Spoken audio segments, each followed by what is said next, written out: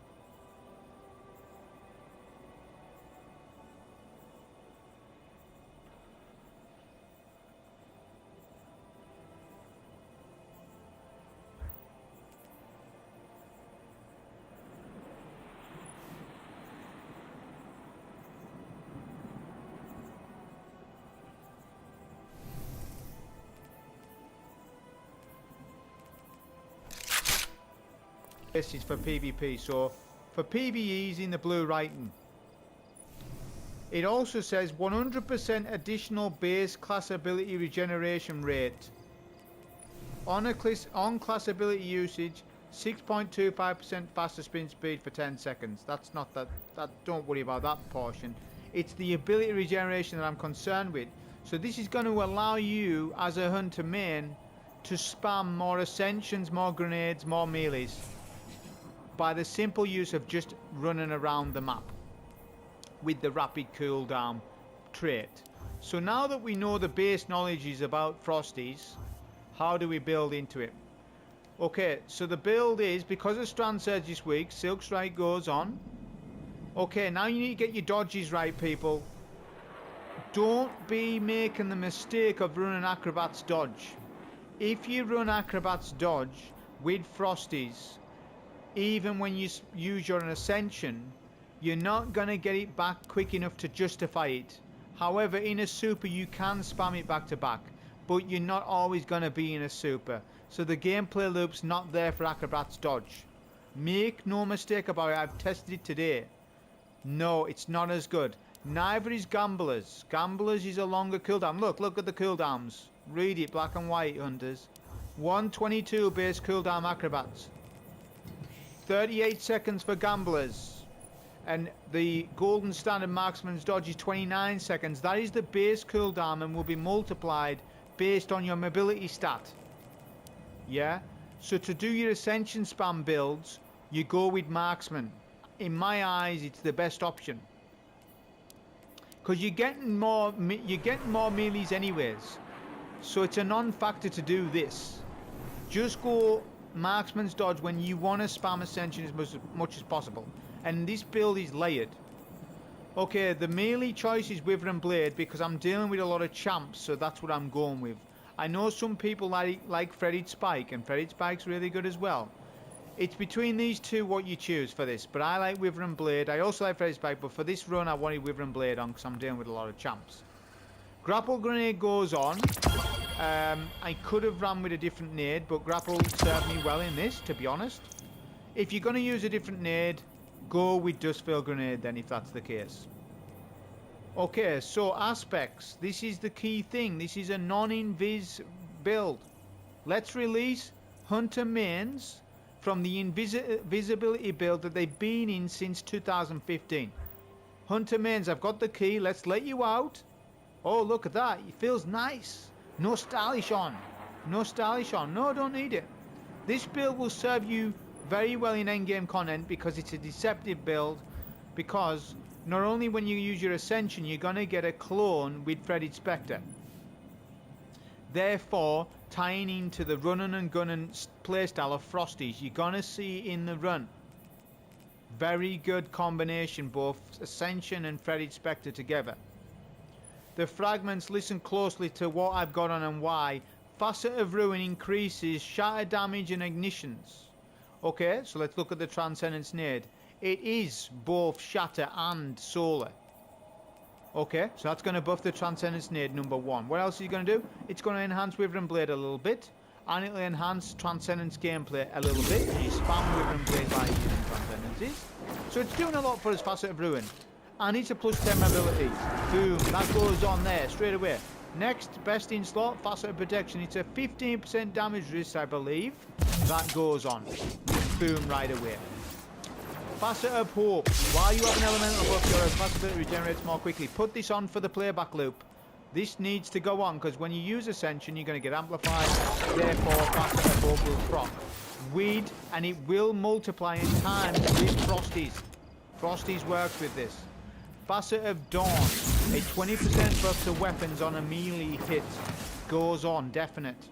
Facet of Balance is good gameplay loop for when we're on prismatic builds. And Facet of Purpose is on for me because I like Woven Mail. I'm on a hunter, you know, I haven't got Devour, so I like things like, I like more damage resists in the kit. So what have we got? Let's look at it. Ascension gives us Amplified, that's a DR. Woven Mail is also a damage resist, and I've got another damage resist on top of these two as well, which I'm going to come on to in a minute. Okay, that's the build. Here's the mods. So the key things to state about it is that it's a procs ward. I've got Font of Restoration on. It's pretty good actually when you pick up orbs. I've got Empowered Finisher. Remember, Bomber, Powerful Attraction, all those types of mods don't work with Ascension, so don't run all those types of mods. I've got Solar mods on, and I'll talk why I've got them on in a minute. A Recuperation on. Resistances for the GM, Arc, Void, and a Concussive. A Void Loader, merely Kickstart, Heavy Ammo Finder, and Void Siphon to match weapons. That's the key points about that. Okay, so now come on to the artifact. This is what I ran. I want you to pay close attention to this one. Heavy Ordnance Regeneration gives us, I believe, a 25% damage resistance stacks with other resistance mods. This will make you more tanky. So this justifies a machine gun going on in this run. However, I've been saying for quite a bit, linears are like sort of king for certain things, but being able to stack more damage resistances is really nice. Okay, those are the rest of the mods, not going into every single thing. Weapon wise, so we're doing a no cheese boss run for Lake of Shadows. So Witherhoard is best in slot for Lake of Shadows. To be honest, it really is. I'm sticking with the theme of the Void Auto for the week.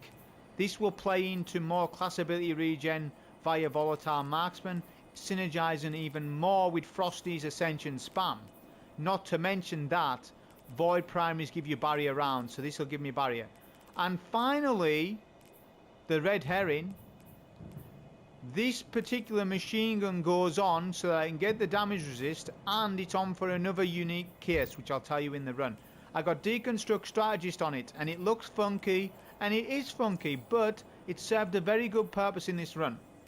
I'll talk about it, why it did in the run. It's the only Deconstruct LMG that I'm aware of, and I wanted a Deconstruct LMG for the run itself. But yeah, that was the build information about this prismatic ability spam build. So in this run, I want you to pay close attention to my ability regeneration at most times throughout this GM, and how Frosty served me beautifully in this GM. It works fantastic. Remember, this is a run and gun setup, so the idea is that you're running around a lot, doing damage to the ads and spamming your abilities and your ascensions and stuff like that. So yeah, pay attention to when I've got rapid cooldown. Rapid cooldown on the left hand side is when Frosty's is active. That will give me more class ability energy, which is more ascensions. You'll get more grenades and you'll get more melee abilities as well. Okay, so I'm going to do a little bit of an advanced technique here where I kill the final Cabal enemy, and look at this, watch this. I mess up with my grapple, but ignore that. Get a Transcendence, we do our melees, and then we shatter them with the Ascension. Look at this, so we're killing them in the church. I told you I was the second best priest in the country. Look, second best priest in the country, look. That's proof of it, is it not?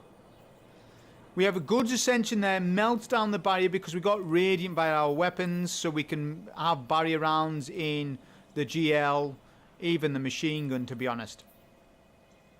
If we want to. I've got a lot of options.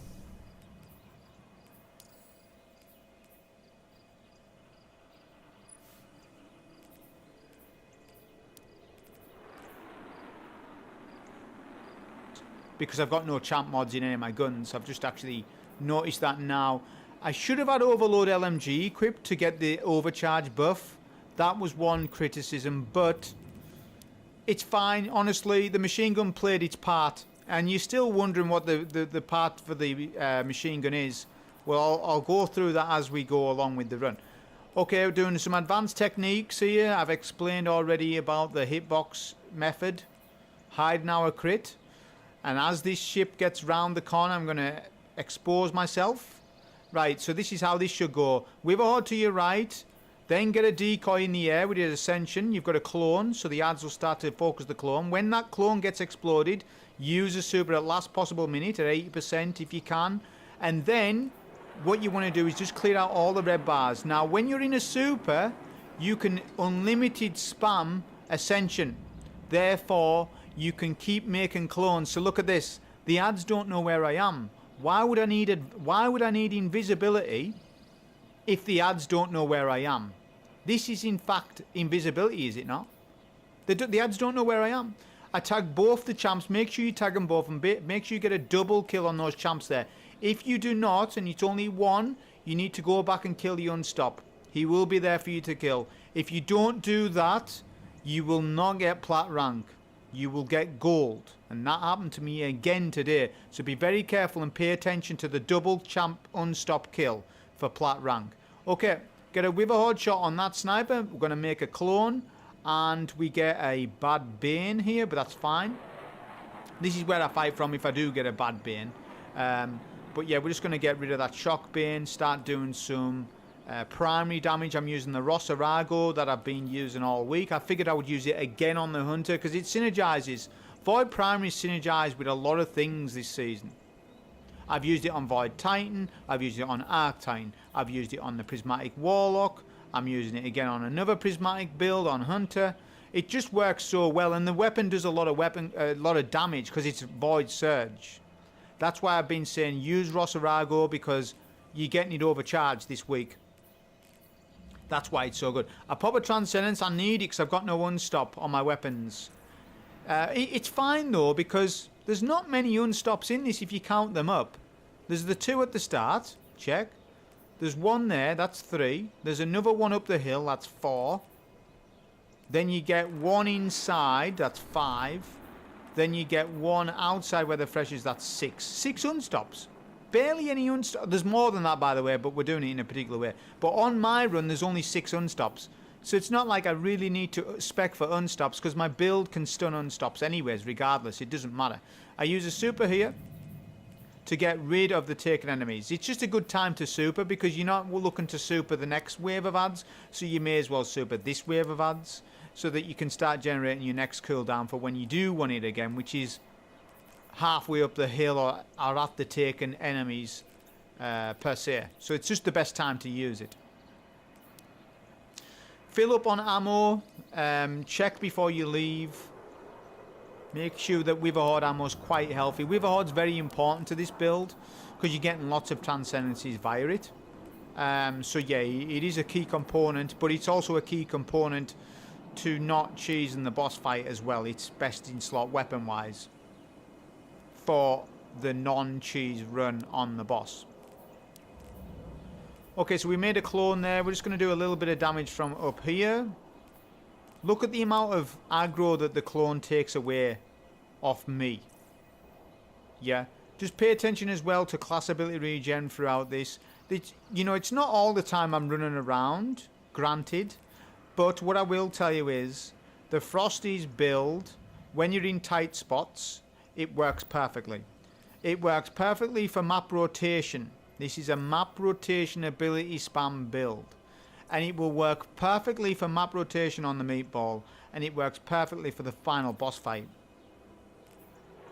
But it's not like you need to keep running around everywhere all the time. You know, there's times where you are going to lock down a zone. Like right now, I'm locking down a zone with this unstop. Yeah. And, you know, I'm melting him down with my Transcendence. So I get rid of this unstoppable champ. Transcendence is done. It's fine. This bit I'm going to lose a little bit of points because I haven't got a long range weapon on. But the auto rifle's doing good damage. Sizable. For a Void Primary, that's really good damage that from that distance. Especially the fact that it's an auto rifle.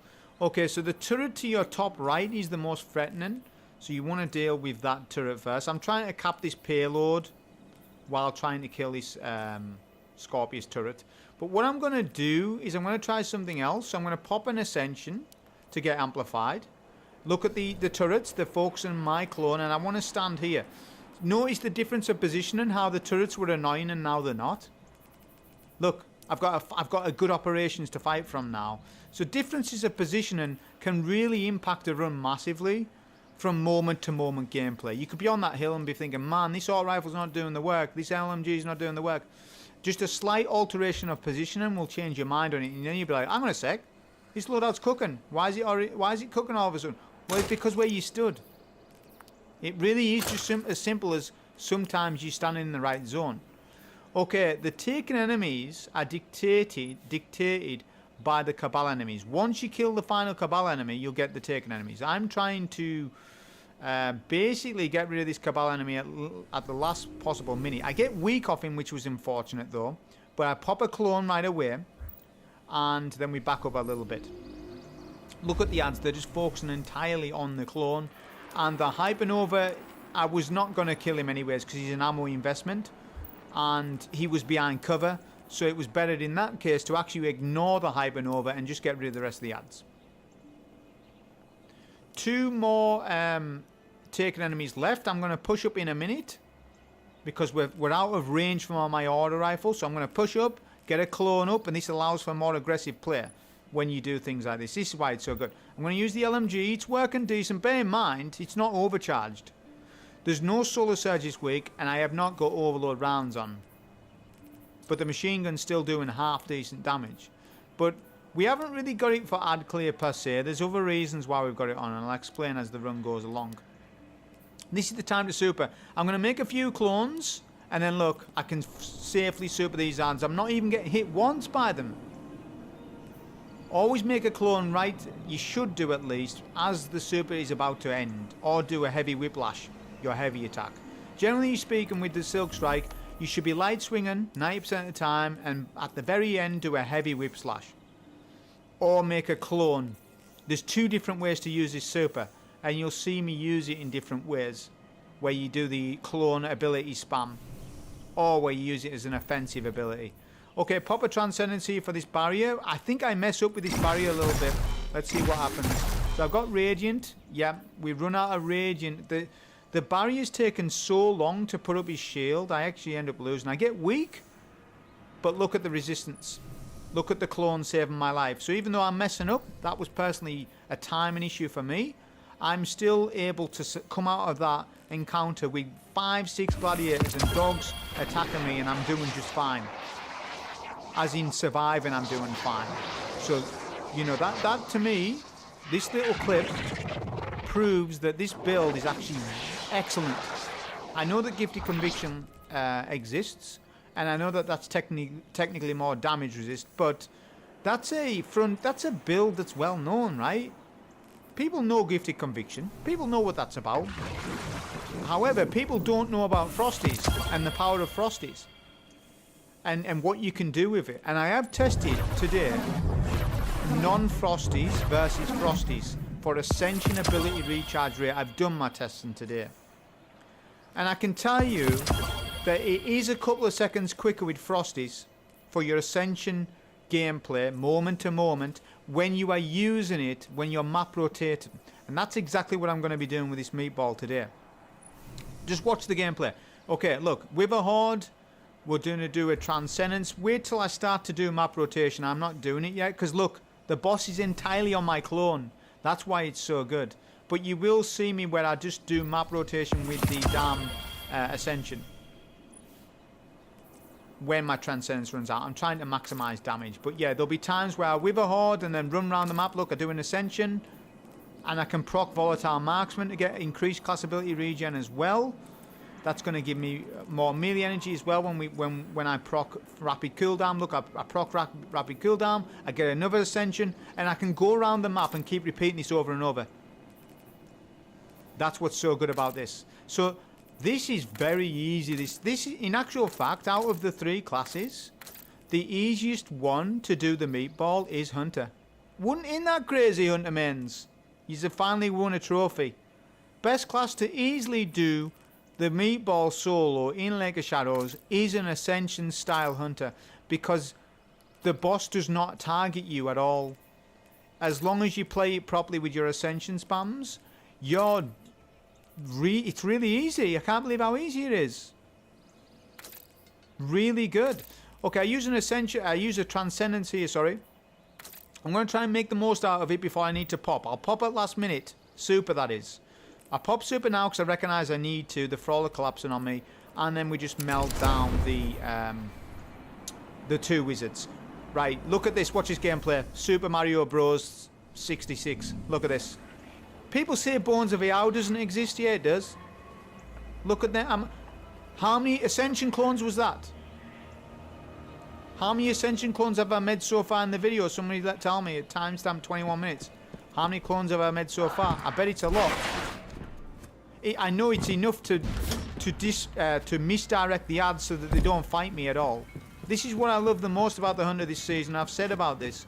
Since this new tech came out, with the Ascension and the clones working in the air, it's been my new favourite thing about Hunters, because it's a misdirection of AI. And any time you can manipulate AI in this game to be favourable for combat, that is always my most favourite thing. And Hunters, this is your new kit. So use your new kit. It's so good. Take Stylish Executioner off. I think it's not a waste of a aspect. I'm not going to go that far and say it's a waste, because it's not. Because Stylish Executioner works with a whole host of things in the game.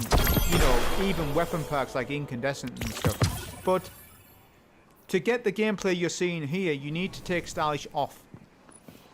Because I'm getting Ascension and I'm getting a clone. Look, the boss isn't even fighting me, so why would I need Stylish if the boss doesn't fight me? It's crazy good. And I just keep getting my stuff back. Although, by the way, Frosties works while you're in Transcendence and you're running around. You'll get more ability regen. So you can spam more stuff with Frosties while you're running around with the low cooldowns in your Transcendence gameplay. So it's going to enhance that. Much like how Spirit of Starfire enhances Transcendence gameplay, this is doing similar things. But in this case, I'm running around to proc the buff. Whereas on a Warlock, it was Empower and Rift, wasn't it? But here we go. We get Wizards spawning in. I'm waiting a little bit. I'm keeping an eye on my HP, though. Yeah, this is what I was waiting for. Look, Wizards come perfectly. I get weak, make a clone. Boom, look at that. All the aggro comes off me. I kill the Wizard. Boom, done. It's such a good, safe option to use a clone, especially in your super like that. Like, I was weak. I was pretty weak there, and I wouldn't have died. But I was caught. My shields were broken. As soon as I popped that ability, that Freddy Spectre, which is unlimited in a super, you know, it's really good. It really is. And now I can just repeat the gameplay loop. Just map rotating this Thrall up. I don't care about the Thrall. I may kill them for ammo, but looking at my ammo count, I'm good, apart from Witherhoard. But the power of Witherhoard is you're always a brick away from being half. Or you're always 2 bricks away from being full, because that's how good ammo economy is on breech-loaded GLs like this, or velocity baton and things like that. The ammo economy on these weapons is just that good. It really is. But yeah, we can just keep map rotating. I could have used a little bit more machine gun on this boss for sure, because look at my ammo count. But the machine gun's on for a particular... well, it's on for 2 reasons. And I'll mention it when we get to each reason. With this. So yeah, boss is weak. We just need to get rid of him now. I could use a Transcendency, but it's waste, isn't it? It would be a waste to use it because I'm about to kill the boss. So let's just get rid of the boss. There we go, he's done. Don't need to use super, don't need to use Transcendence. Just need to do ammo count. So I'm nearly full on heavy, and special is half, but there's another brick somewhere, I believe. That's what I'm looking for now. It's in the middle of the map. There we go. So now we should be just over half ammo for Witherhoard, so we're healthy on stuff. 16 minutes in, doing really good. It's S+ for the meatball. It really is. All right, it's fantastic. Okay, so this little section, I'm not going to use Transcendence yet, because I'm going to use that for the Unstop, but I'm going to use an Ascension right in the middle of the map, jolt all the ads, use the LMG a little bit, and then just get rid of the VIP targets. I think this guy pushes, yeah he does. He pushes, so I just use the machine gun, get a finisher kill, refill on special ammo as well, because of Dreadful Finisher, although it was only a +1 there. Sometimes the ammo is just a +1. Which is a bit annoying at times, but it's alright. Okay, Unstop. Let's get our Transcendence on him. That'll slow and stun him and ignite him and all that stuff. Use the LMG. Look at the LMG damage with Deconstruct. I know Deconstruct's not going to be the exact same for damage buff depending on what you're doing, because Deconstruct's a vehicle perk. but that's why we've got it on. It's not for champ. I'm just commenting on, oh, did you see that damage that machine gun just did there? Combination with Witherhoard, that was pretty good, right? Now imagine if I had overcharged the weapon, which I should have done. To overcharge the weapon, all I needed to do was run Overload LMG, which I actually should have done. I just forgot that bit. That was one thing in the run I forgot. Okay, I make a clone in the mid-air there. All the ads will focus. I need a super. Pay attention to super energy, because that's exactly what I need. I proc volatile rounds with my Void Auto Rifle. Okay, so we're doing that. I'm doing good damage. I need to make another clone right now, though, but I'm trying to do some sustained damage on this champ, though. But yeah, I do need to make a clone. Let's see if I do. Yeah, there we go. Make the clone. And then we'll just finish off that barrier champ. Barrier champ is the critical thing there. Once you get the barrier down, it's fine. To back spam. So, you know, just look at the unstunned damage. Silk Strike's doing nasty damage this week. Silk Strike's like one of the best supers in the game. Now, you don't need a super to get up here. You can use your standard grapple, but I had my super to use anyways. And look at that. You need to double jump and then grapple. That is it. That's the... We are skipping Tormentor for this run, yes. I've showed you all week killing that Tormentor. On this run, we're not. I'm not killing them. This run, yeah, we are skipping them, but we're not cheesing the boss. We're playing it as intended, like I advertised the run. I did say it was no boss cheese. I didn't say I wasn't skipping the Tormentor, though, did I? If you're going to kill Tormentor, a linear needs to go on for that, in my eyes. And I haven't got a linear on. So, you know, I had to make a decision. If I use the Deconstruct LMG, alright, well, we do Tormentor skip. But we do the boss fight as advertised. Or, you know, I do a linear and then the freshest tech ages to kill. But then I don't skip the Tormentor. So that's just what I ended up coming up with for the run. Okay, so we're going to do a Witherhoard shot, then a Radiant melee in his back. I've got a Transcendence to use and a super coming up on phase 1. The Knights, Solar Knights, will proc in a clockwise location. So he's first, look, I'm looking exactly where that first knight spawns. So I actually know now, right, where the knights are spawning.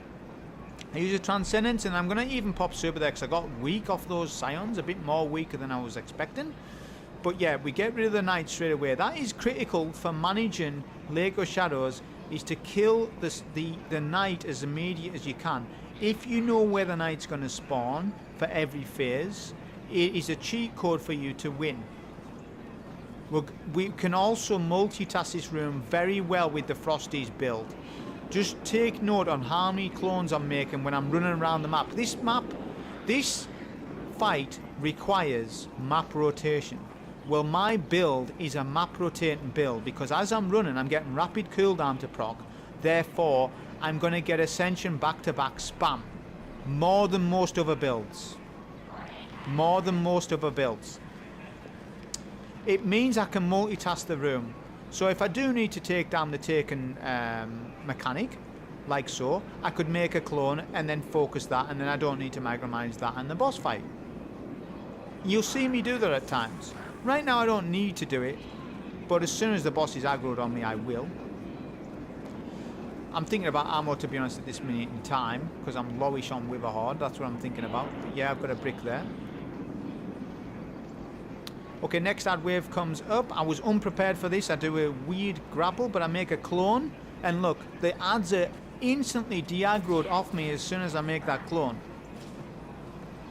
So that pays how good. That just shows you how good it look. And we're getting rapid cooldown. We get our melee back. We're getting our nades. And it's helping with Ascension spam, look. I make another Ascension, which is another clone, which means more safety. It's a very safe build. The fact that it's got no invis on it is incredible. And it's still, you know, safe. This is why we run grapple, things like this.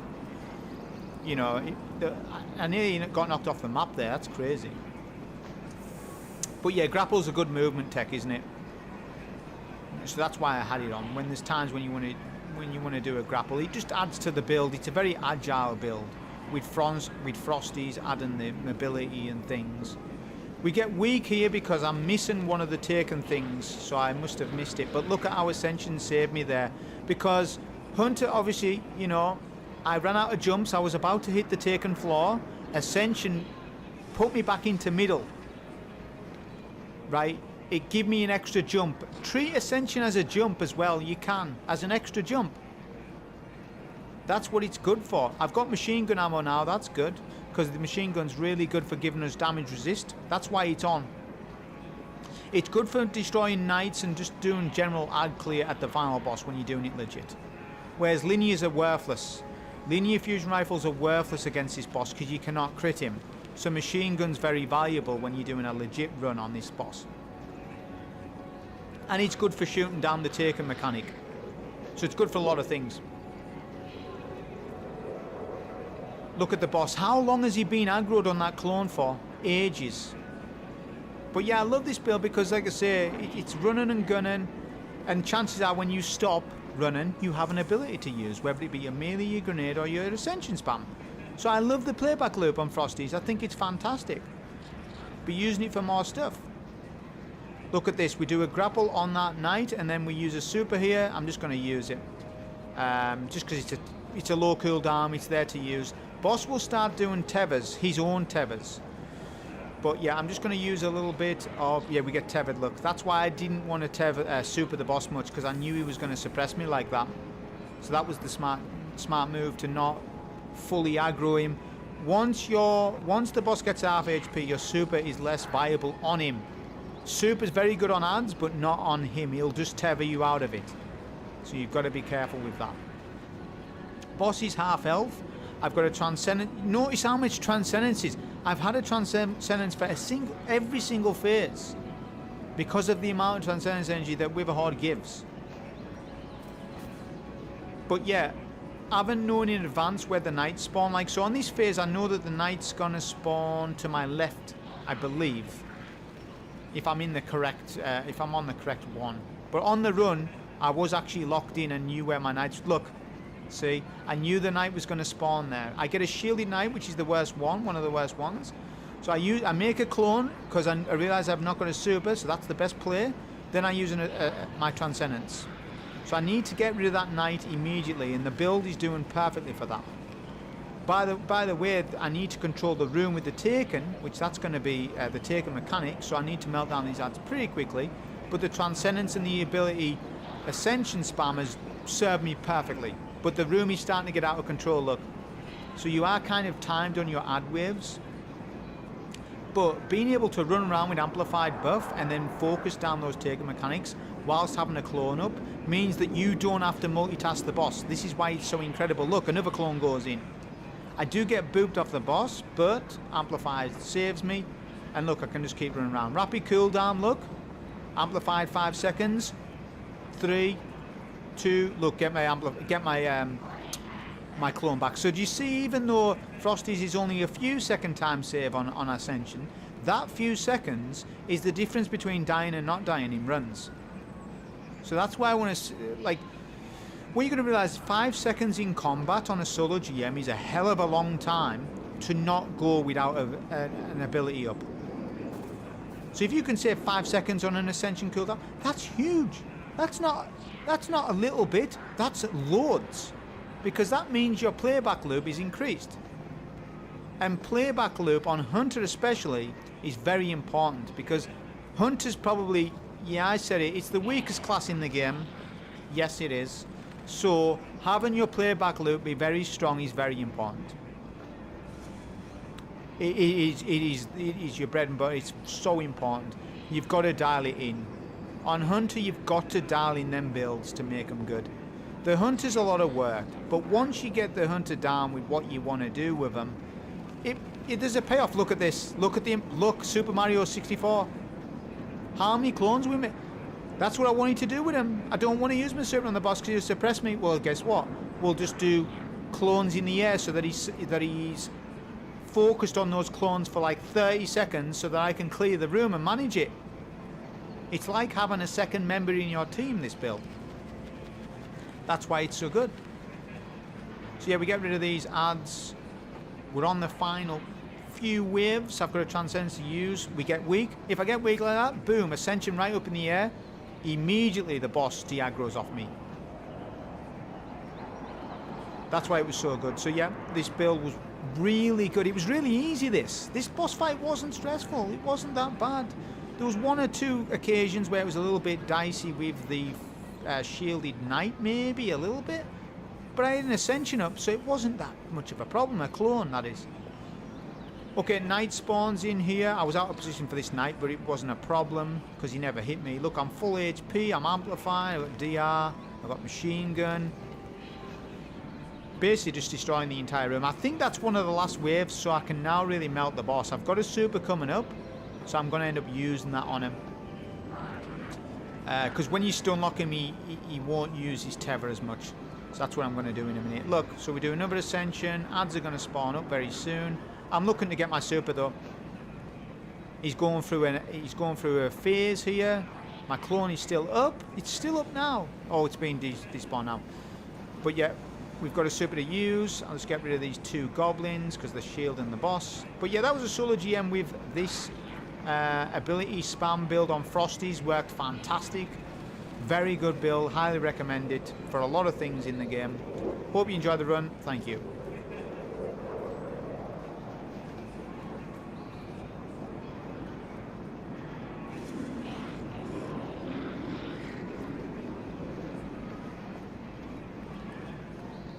Alright, we have story to do. Do this thing, guys. Let's do it. Let's lock in, baby. Meet with the Echo of Navigation in Eris' throne world via the last city portal. Savathun has made her play. I feel the threat. Patch notes! Destiny 2 update 8.2.5.4.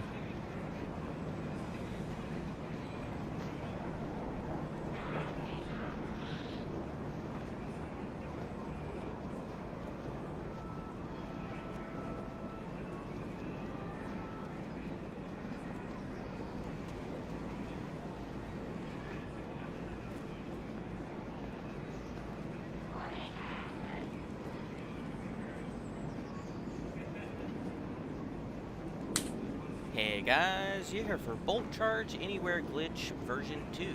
There are two parts to this glitch, getting the initial stack of Bolt Charge and maxing it out quickly. There are 4 easy ways to get an initial Bolt Charge. Shoot a shot of Wardcliff Coil, place a barricade with Storm's Keep aspect, use Disorienting Blow melee on an object, or use Lightning Surge aspect melee on crystals. Of course, you can just keep meleeing teammates with Disorienting Blow for fast Bolt Charge in PvP, PvE, or Gambit. What's unique is that crystals seem to grant stacks of Bolt Charge when destroyed with weapons, but only after you have at least 1 stack of Bolt Charge. The amount of stacks granted is based on the hits, so not all weapons will work, and some grant more Bolt Charge. The best weapon I found being Area of Denial Frame grenade launchers, granting tons of Bolt Charge when used on crystals. Disorienting Blow melee works on crystals, teammates, sparrows, anarchy shots, trip mine, lightning grenade, or swarm grenades, and also makes you amplified for fast movement. Using Lightning Surge on Warlock should grant the same effect on some of these, except that it consumes your melee charge unlike on Hunter.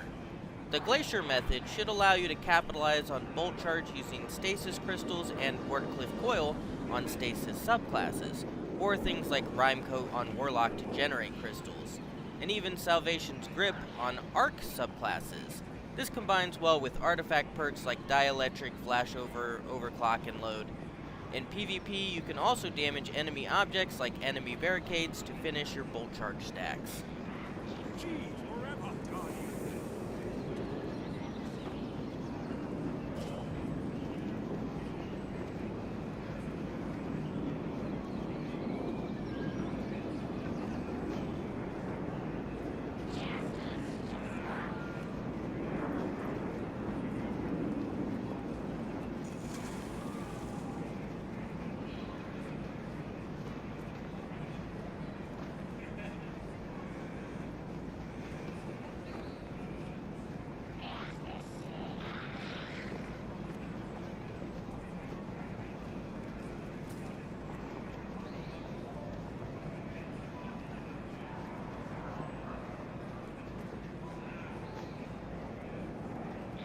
Energy we're getting. That's in combination.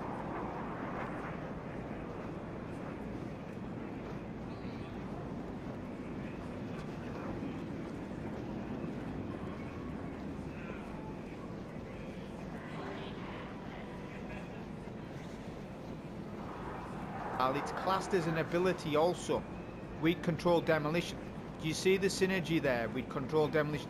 What I would have preferred to run is offensive bulwark, but why I didn't run it is because control demolition has some unique synergy. Well, yes, but even then...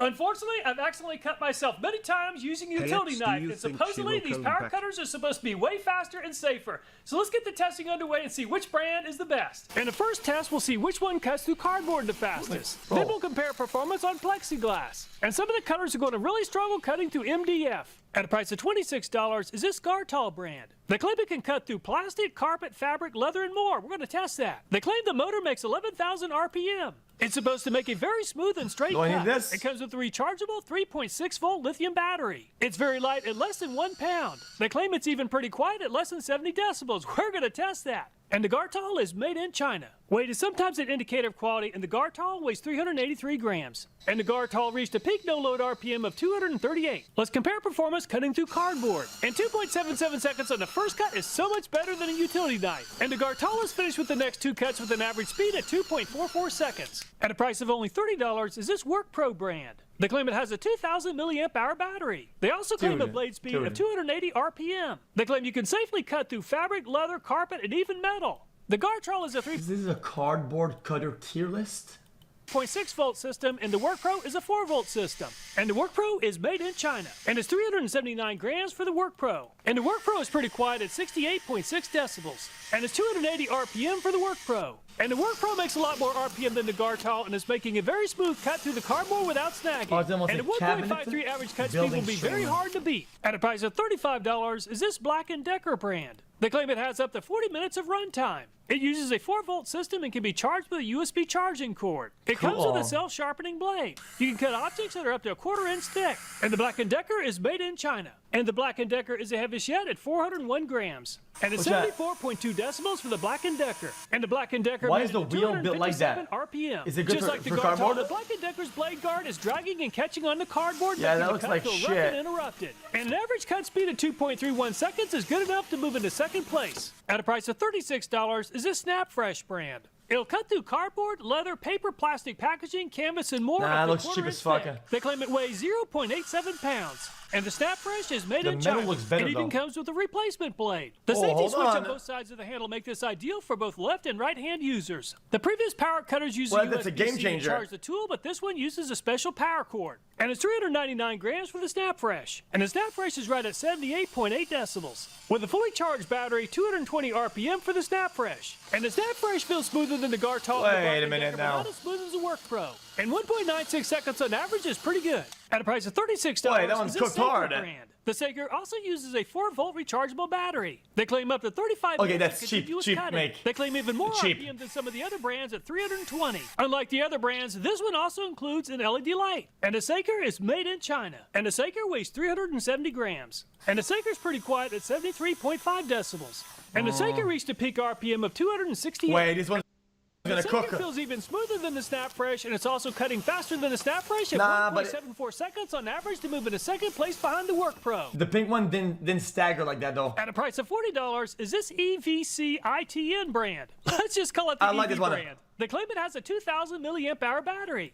You can charge it with a Type-C charging port. Just like the Sager, it does have a light. They claim a cutting speed of 340 RPM. It even comes with an extra blade. And the EV brand is made in China. And it's 421 grams for the EV. And EV is right at 77 decibels. With a light too? EV makes the most RPM yet at 314. And the EV makes plenty of blade speed, but unfortunately, the blade guard is catching and dragging on the cordboard pretty badly. And 1.91 seconds is good enough to move into third place. And both the outside and the inside of the blade guard are causing the cut to feel rough and interrupted. At a price of $40 is this Zeet Tools brand. They claim excellent cutting performance at speeds up to 260 RPM. The tool weighs just over 1 pound. They claim you can cut through corrugated cardboard, flower stems, double thick polar fleece, denim, and more. It even comes with an extra blade. And the Zeet Tools is made in China. And the Zeet's by far the metal was pretty high quality. 73 grams. And it's right at 76.9 decibels for the Zeet. And the Zeet is by far the fastest yet at 509 RPM. Maybe too fast. And the Zeet is definitely smoother than the EV, but not as smooth as the Work Pro.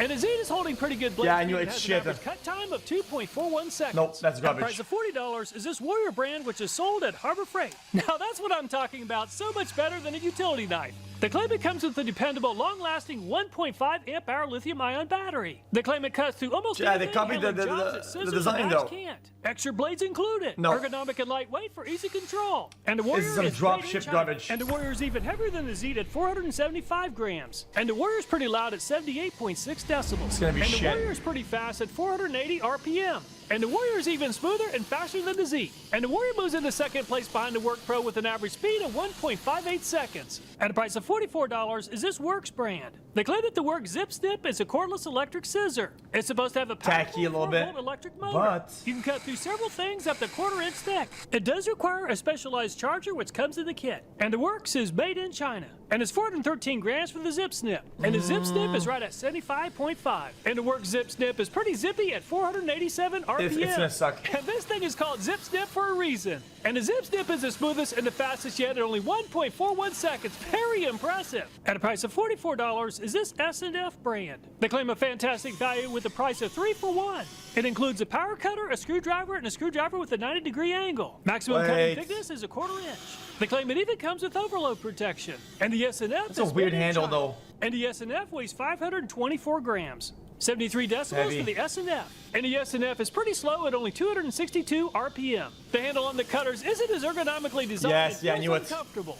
And the S&F has an average speed of 2.03 No, I was right. seconds. At a price of $46 is this Vloxo brand. They claim the electric motor delivers up to 10,000 RPM. They claim you can cut as fast as a bird flies. We're going to test that. They claim it can be used for 3 to 4 hours continuously. It even comes with a second cutting head. You can even cut carpet. And the Vloxo is made in China. And the Vloxo is very light at only 279 grams. And the Vloxo is the loudest yet at 81.9 decibels. And the Vloxo isn't nearly as fast as the Work Pro in the Works, but is still performing well. And the Vloxo is slower than most of the other brands at 2.5 seconds on average. At a price of $50. Also, look at that. Look at what he's doing. And the Vloxo is slower than most of the other brands. That's awful. Yucko. Terrible. It's at 2.5 seconds on average. At a price of $56 is this Fantic brand. They claim it's equipped with a high magnet motor for powerful performance, boosting cutting power by 15%. It even has a pretty bright LED light. It includes 3 different cutting speeds. They claim a high cutting speed of 250 RPM. They say it offers 40 minutes of continuous runtime. And the Fantic is made in China. And the Fantic weighs 471 grams. And it's 73.8 decibels for the Fantic. On the highest speed setting, 233 RPM.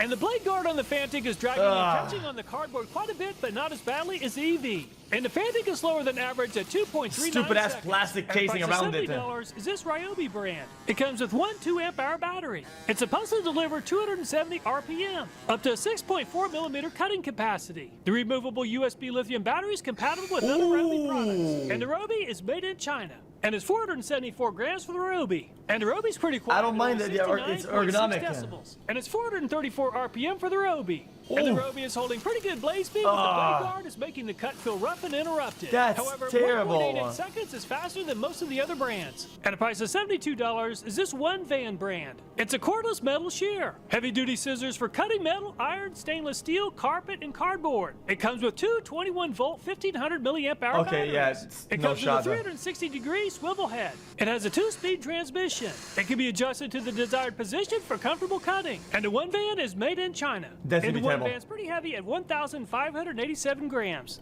And it's 81.2 decibels for the one van. It's gonna like torque it and it's gonna twist. The one van is definitely overkill, but it's making a pretty smooth and straight cut. And the one van is by far the slowest in the lineup with a 3-cut average time of 5.17 seconds. At a price of $80, is this Skil brand. Unlike the other brands, this is getting expensive now. System. It also comes with a 2 amp-hour battery and a charger. It cuts a variety of materials including cardboard, carpet, leather, and vinyl. It also has a self-sharpening blade. And the Skil is made in China. And the Skil is pretty heavy at 792 Feels like a bit overkill on the bezel. Decibels. And the Skil is the fastest yet at 541 RPM. And the Skil is very smooth and it has by far the fastest cut speed yet at 1.38 seconds. Very impressive. Having a 12-volt battery definitely helps quite a bit. At a price of $139, the most expensive multi-cutter we'll be testing is made by Makita. Oh, Makita, Just like the Skil, the Makita uses a 12-volt system. You can cut through carpet up to 1/4 inch thick. Self-sharpening blade ensures maximum cutting efficiency. They say it weighs only 1.6 pounds with the battery for reduced operator fatigue. The kit includes the battery and the charger. And the Makita is made in China. And it's 725 grams for the Makita. And the Makita is at 74.2 decibels. And the Makita is the fastest yet at 560 RPM. Chat, Milwaukee or Makita?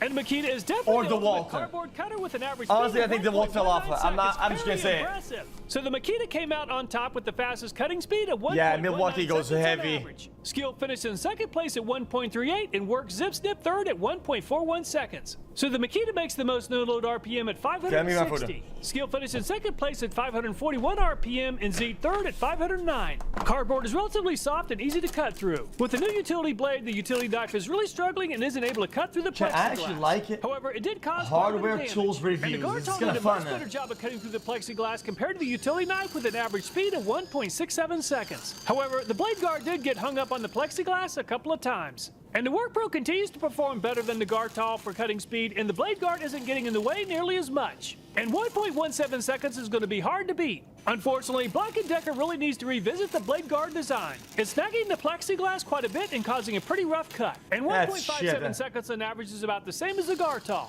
And the blade guard on the snap fresh is catching on the plexiglass far worse than the previous 3 brands. And 2.86 seconds on average is over a second slower than the competition. And there's a small amount of interference from the Saker's blade guard hitting the plexiglass, but not nearly as much as the snap fresh. And a cutting speed of 1.6 seconds is pretty average. And the blade guard of the EV struggled on the cardboard and is really struggling once again this time. And 2.34 seconds is quite a bit slower than average. A much better blade guard design with the Zeet, and it's not getting hung up on the plexiglass. And 1.2 seconds is only 3/10 of a second slower than the WorkPro. And the Warrior looks a lot like the Zeet, and it's performing about the same as the Zeet as well. The blade guard only hit a snag just once with a very fast average cutting speed of 1.41 seconds. And the Zip Snip also has a very nicely designed blade guard and only hit a snag just one time, just like the Warrior. And 1.36 seconds is a little bit faster than the Warrior. And the blade guard on the SNF that seems like the best of both worlds, though. The entire cut. The Zip seems gonna dank it. Average at 1.95 seconds. It's really an apples to oranges comparison, but the Bloxo made a very nice Wait a minute now. with an average cutting speed That's of a game changer. seconds. And the blade guard on the Fantic is really getting in the way.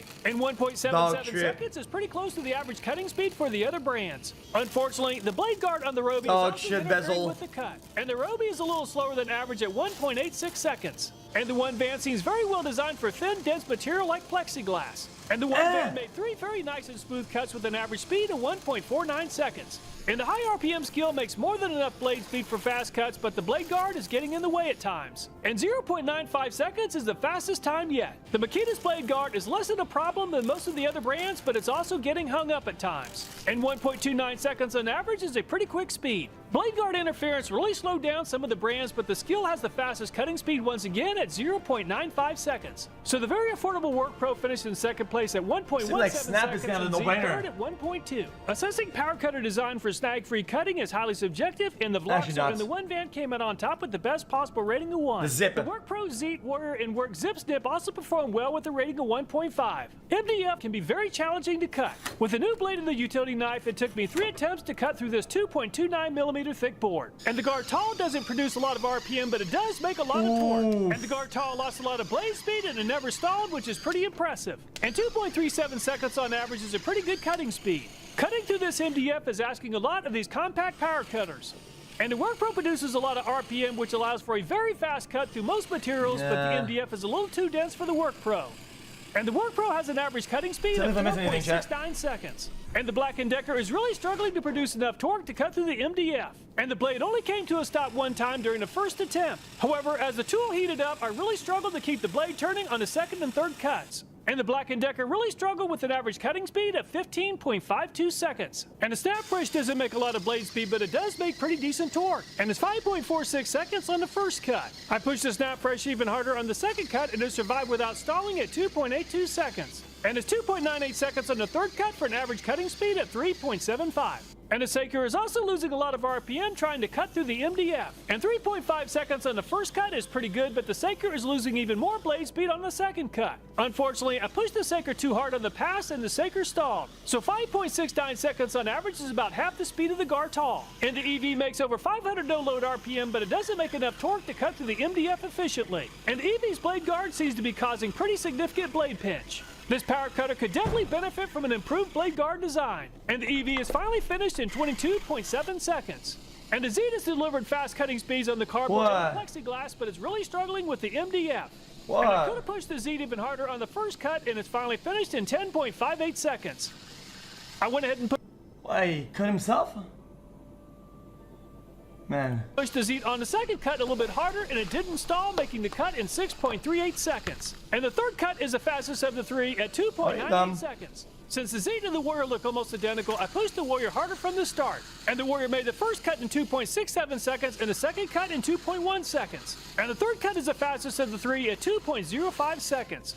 And the Zip Snip made very quick and easy work of the cardboard and the plexiglass, but it's just not well designed for heavy materials like this MDF. And the Zip Snip stalled several times throughout the cut, but is finally finished in 10.22 seconds. And the second cut took almost twice as long at 19.2 seconds. Since it took so long, I'll skip the third attempt. And I pushed the SNF a little too hard on the first cut and installed the cutting wheel. And it's 4.9 seconds on the first cut. As the SNF heated up, it slowed down, and the second cut took even longer than the first at 7.74 seconds. So that's 6.32 seconds on average. And the Vloxo seems well designed for this test and made the first cut in 3.91 seconds, but it has more speed left in it. And I pushed the Vloxo harder on the second cut, and 1.89 seconds is the fastest time yet. And it's 2.1 seconds on the third cut, which is still pretty good.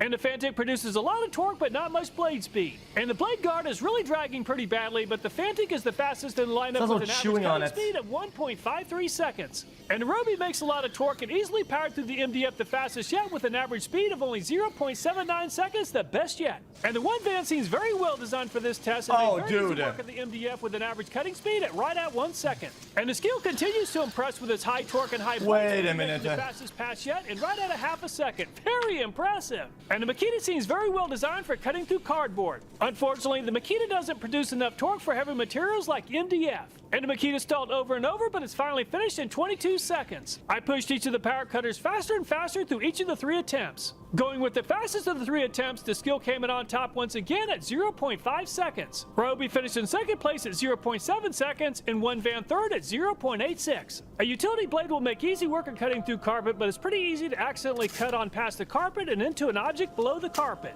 The power cutters are well designed to prevent this from happening. And the power cutters with the higher blade speeds did perform better on this test.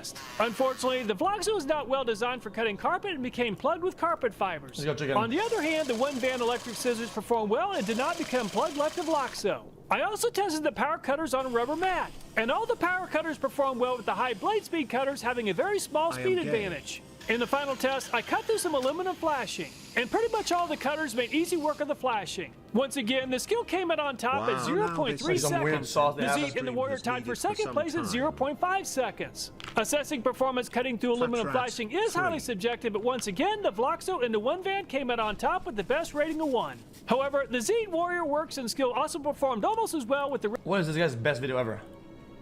I never leave...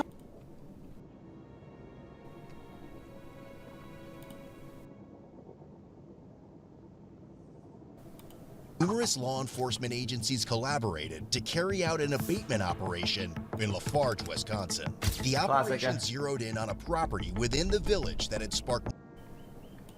Unfortunately, I've accidentally cut myself many times. One Van came out on top with the best rating of 1. However, the Zeet, Warrior, Works, and Skill also performed almost as well with the... What is this guy's best video ever? I never leave...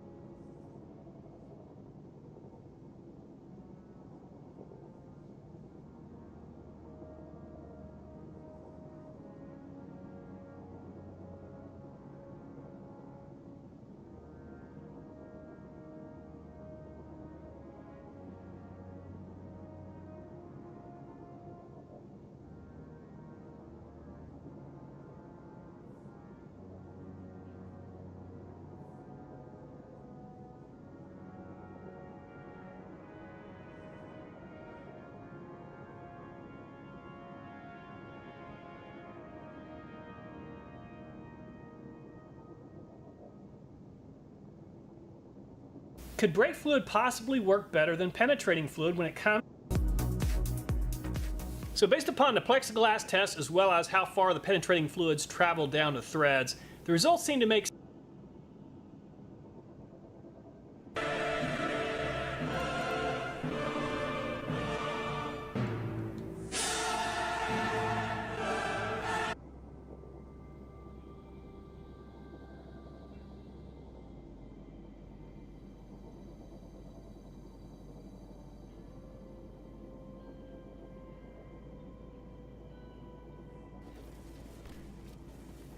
It's the shield on his back.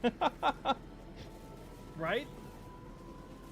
So actually though, like, do rules just not apply to this? Dude, I fucking got pushed off the edge! Yeah, but you're getting back shots 24/7 and you just take them like a champ. I thought you meant like the rules of like not staying in the middle. I was like, dude, you can't get mad at me for that. He literally fucking spanked me to fucking Tallahassee. Bro actually has the stamina of a horse. This is crazy. Dude.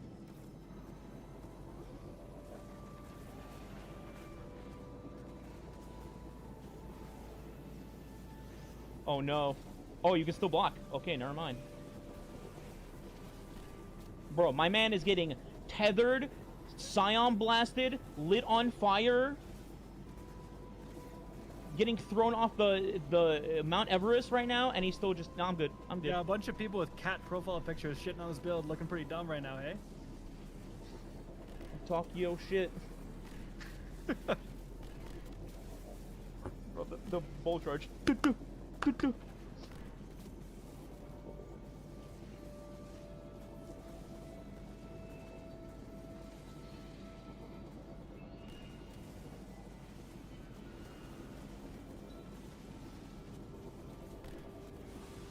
Oh, dude, you got the luckiest Bane RNG too. That's crazy. Right? This is meant to be. He's the one true prince.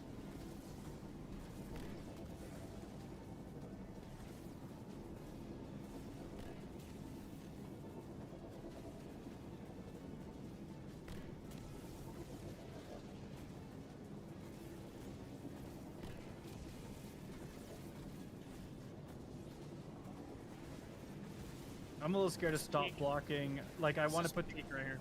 I believe. We go for the finisher, and he does T-Crash. And that's technically covering both bases, right? Yeah, he would just have to instantly block behind him. Yeah, I could do it. I could do it. We have to get there, though, is the issue. I could get there. Like, I could get there. These guys, listen, I can't block more on these guys because they're gonna die. I mean, honestly, like, if we get towards the end, you can just T-Crash, because that will kill the champ and the yellow bars, but the champ will be dead. So that should count normally, right? Yeah. Are you good to go? Do we want to go? Let's stun these guys here. And I'm almost dead. Okay. Oh my god. I just need to, like, take some more damage here and trigger my flash counter here. Okay, I'm going.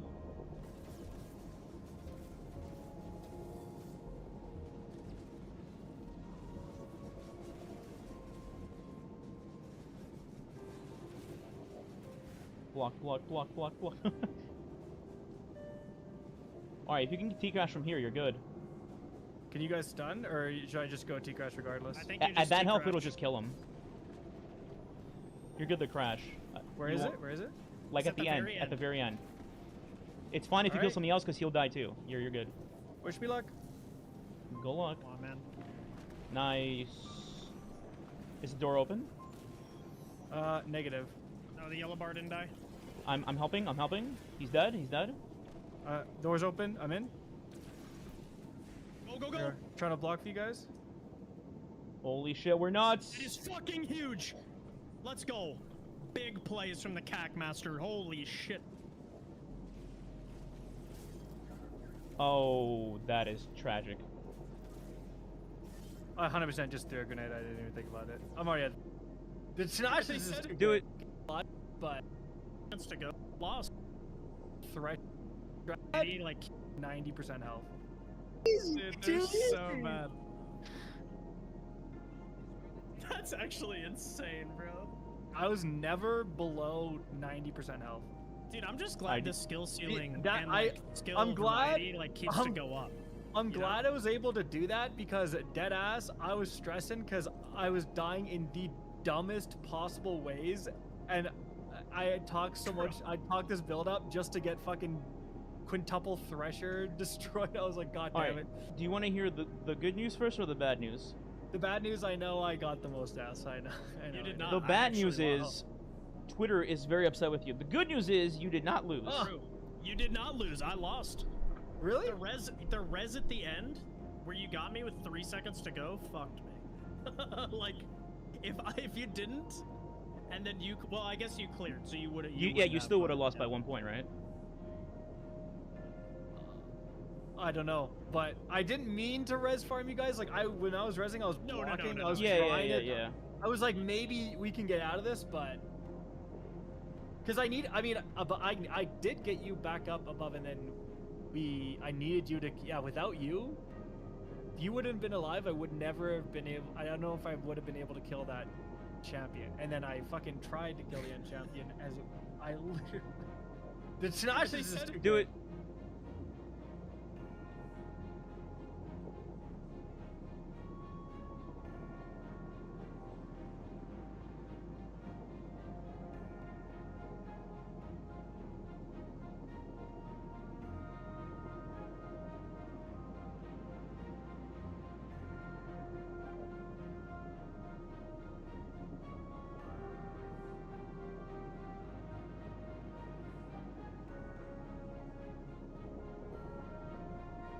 Yo, Nick. Just for content, dude, how about I take a polygraph? Hey.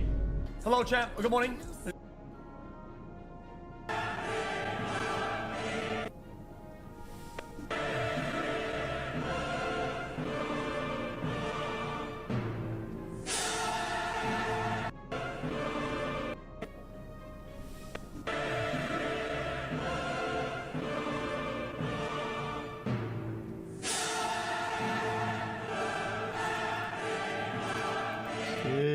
Alright.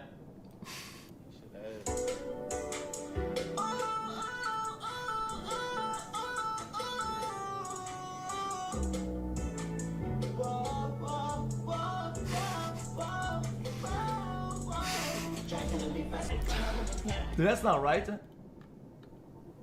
That's cooked. I'm with the comments are gonna say about this one. That's deadass looks like him too. Parmesan cheese is not. Chat, what people use TS? Like, guys, Parmesan cheese is not TS good. Huh? I thought I mean that's shit. Guys. TS this shit. Oh man, skip. I'm good on that.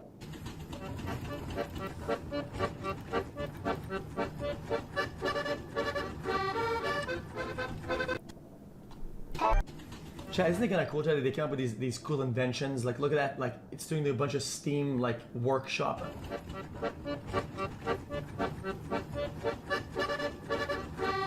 It's a doohickey.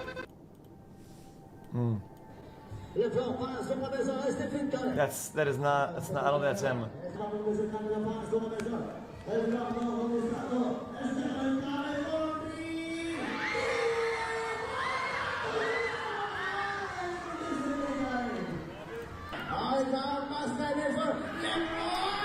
Chad, did you see, Chad, what my favorite player did? Chad, Ja Morant. Chad, I think he got suspended, Chad, for doing a celebration with like a gun, and he threw a grenade in the crowd. Holy shit, what a Chad. Chad, did you guys see that? That's hard. Anthony Edwards better.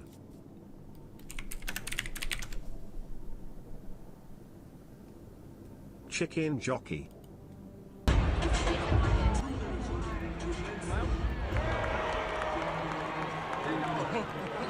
Ja Morant was showing off his new grenade 3-point celebration, obviously after the NBA told him to stop with the gun celebration, and here's Shaq and Vince laughing about it. Ja Morant has been on one as of late. Ever since he came back, the three has been falling. What was that, a grenade? Chat, Chat. And it's a little bit off the rails, but he's pretty funny. That was yeah. Oh, and he covers his ears. And also, here's what Jar had to say post game. Anyway. What?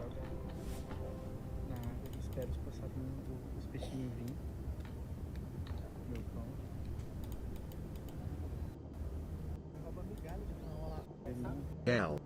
O. 5 years aware. Welcome to the fucking jungle, Dono.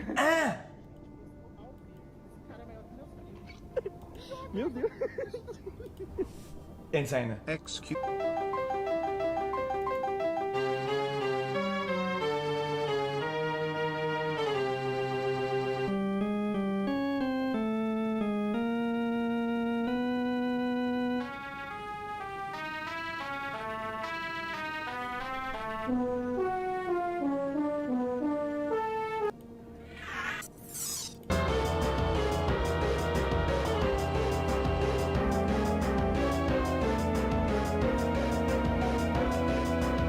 Chat, is it normal that for a song to have this many notes in it like that? Chat, now I feel like I need to cook more.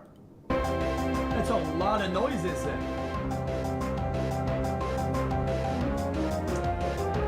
Cause it's an orchestra.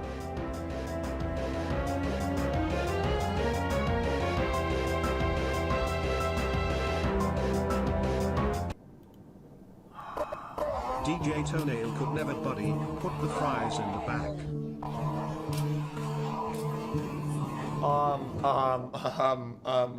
What the fuck? Chat, what the fuck?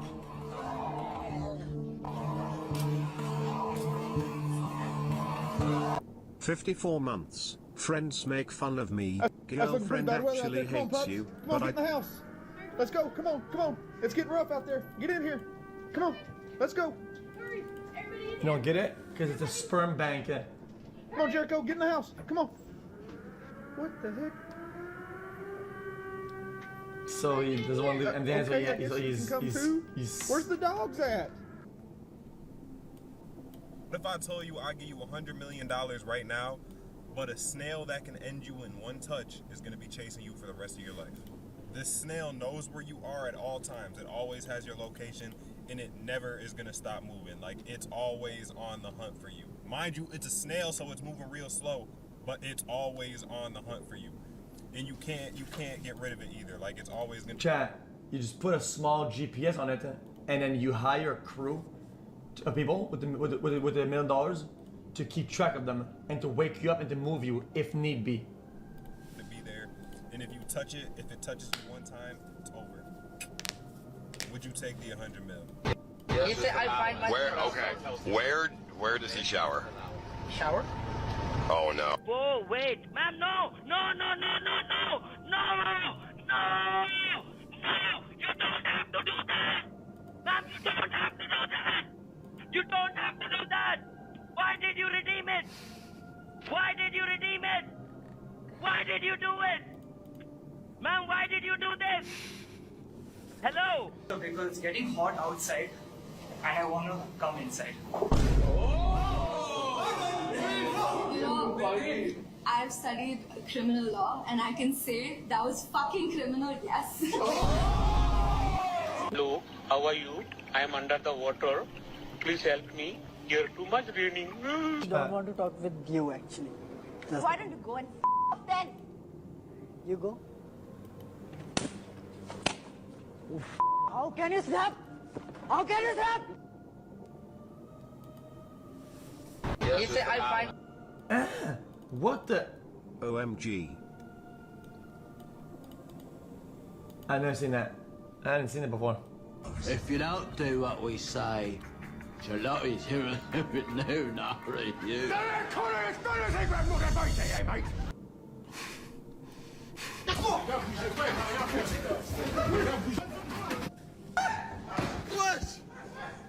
What? Chacal, ça.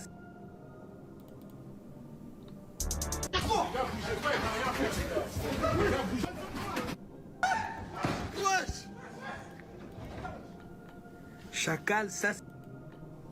Chat, I mean, is he okay, Chad? He looks like he kind of bounced up. What you saying, bro? You can't. Why do we say tuna fish? We don't say chicken bird.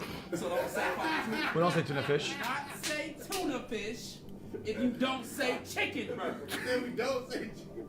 Okay? So it's just tuna. It's just tuna. Just- If that's it's it. just chicken, it's just tuna. So you don't eat tuna fish? I don't eat tuna fish. I just eat tuna. I don't go to an ATM machine. I go to an ATM. I don't got a PIN number. I got a PIN. You know what I'm saying? Let's stop being redundant. Stop being redundant. 2025. Hey. Oh my God. True.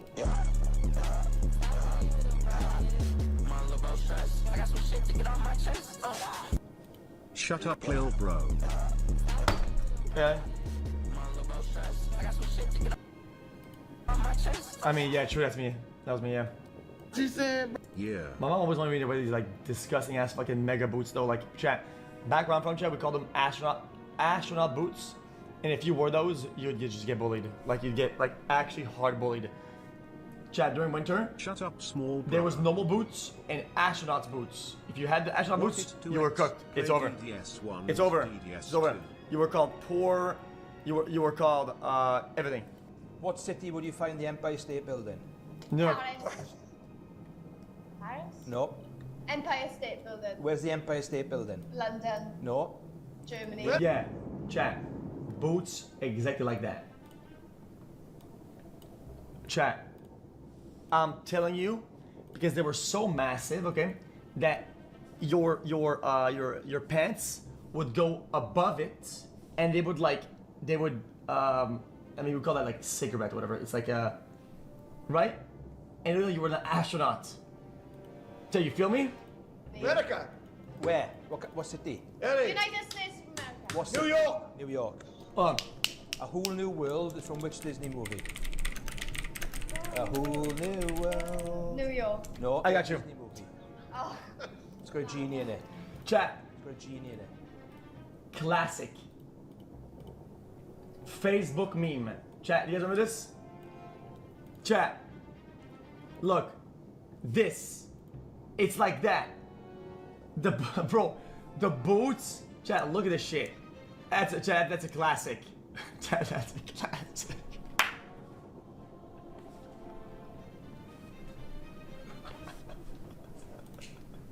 Aladdin. Aladdin. What do Americans call jam? Strawberry jam. What do Americans call jam? Jammy. No. Wibbly wobbly. Jolly. Marmalade. Oh. Better late than Never. Sorry. never. Shut up. Oh. Who is the Nintendo gorilla who was originally an Donkey Kong. Mario? Think of the gorilla that throw barrels down. Grizzly. Begins with D. Dino. Donkey. King. Donkey. Donkey King. No. Donkey Kong. Take one away. What word describes a Mexican state and a small breed of dog? Sausage dog. No, think of a Mexican dog, small. Smallest breed dog in the world. Chihuahua. Joshua. No. Hound. Chihuahua. Begins with CH. Smallest dog in the world. Little yappy dog. Dachshund. Little yappy dog. Shih Tzu. No. Dude. Chihuahua. Chihuahua. Shut up. Right. Take it away. Hey, What's the man, name of the jeez, lady. Ferris wheel in London? London Eye. Well done. Which period followed Yo. the Bronze Age? Month of the The year. Dark Age. Bronze Age. Gold Age. After Silver Age. Bronze Age, there was is it like a metal that is Iron. Iron Age. Go on, Iron I'll give you Age. that. That was good. Brummies are from which city? Birmingham. Birmingham. What's the name of the star of Tomb Raider games in the film? What's her name? Wait. Lara Croft. Go on. Lara Croft. Croft. I heard that. Take it away. Take it away. Dude, jeez, lady. Disney film featured the panther Bagheera. Oh, Black Panther. Mowgli. Mowgli Bear. Baloo. Mowgli Blue. Jungle Book. Jungle Book. Take one away. Huh? What does Homer Simpson love to eat the most? Donuts. Donuts. Donuts. You playing for the shot now? Yes. Which breakfast cereal is advertised by the Honey Cheerios. Monster? By the Honey Monster. Oh, what's the one? Honey Puff. No, close. Hufflepuff. Honeycombs. Close. What's the one? Puffs. Honey Monster? Monster Munch! No. Honey, what's cereal? Some in puffs? Chat, what? It's Sugar Puffs. What? Oh, and don't run your truck. Push comes to shove. Loki, we should do a thing. Badass. Meet me face to face, one-on-one, buddy. Please go. Well, I'm not gonna do that. Win or lose, man. You better pack a lunch, buddy. It's gonna be a long. I'm sure about that, darling. Trust me, nothing's impossible. You sure about that? Yes, I am, because I am noticing that your voice is slowly starting to soften. How sure are you? 99% sure. And that 1% is the amount of water. Yeah, I don't think most of that. I'm not gonna lie. How to say "Don't fuck with me" in Chinese? 别惹我，别惹我，别惹我。Don't fuck with me. 别惹我，别惹我。 New anime creators make the anime woman always sound like that. And y'all know what I'm talking about. It's like every time I'm just trying to watch a cool comic collect anime, it's some woman actor coming in there saying, Lisa, Why the fuck are you talking like that? it's disturbing, okay? I can't even enjoy it because your voice is now making me feel disturbed. like I'm watching something wrong. Like, bro, I might not be, I shouldn't be watching this. I mean, it's not entirely wrong. When it was just a skip, it's gonna. I'm not doing it.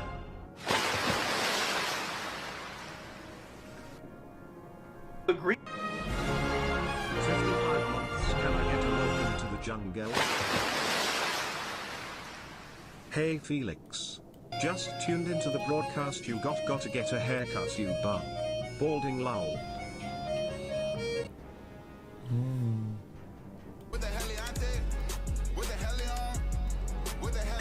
Oh no, oh no, oh no.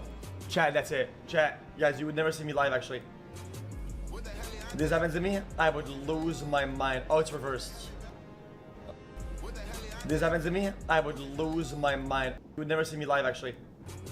If this happens to me, I would lose my mind. Oh, it's reversed. Oh.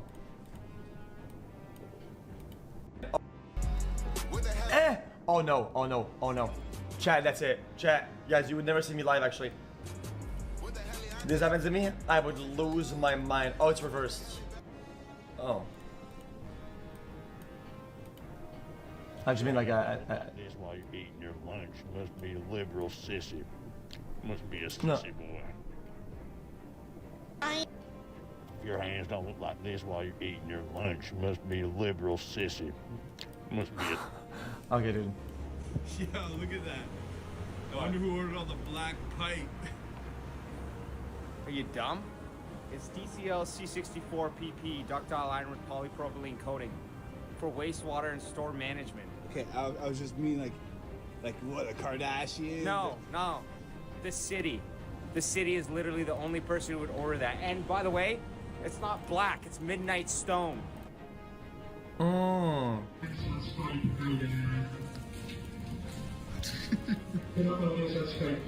Lanta.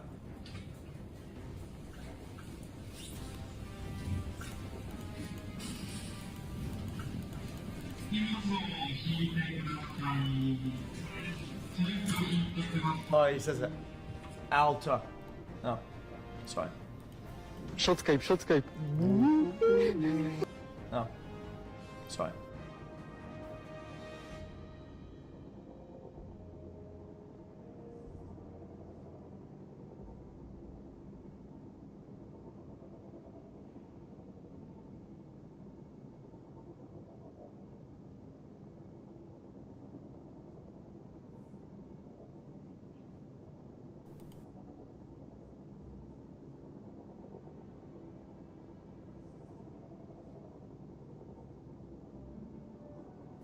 Shotscape, shotscape.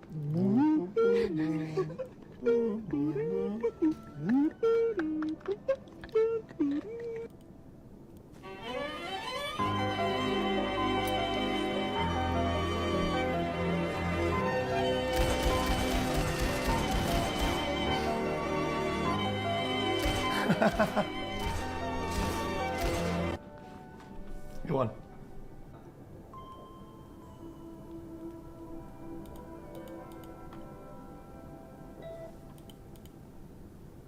UFC highlights, is there any other? XQC cheer, XQC cheer. Interesting. 49 months pog pog pagoo. I. Oh, no, hold on. What is? I got it on it. Yesterday, I didn't even know about this guy. I think it's the GOAT. Hold on. Bro, I ain't gonna lie. I don't know. I don't know much about SQC, bro. Every clip I see though, I don't know what the fuck that nigga be saying. I can't understand him right there. Guys, friends though, I'm not. Exit too deep in. Steam Analytics, the hall monitor of Twitch.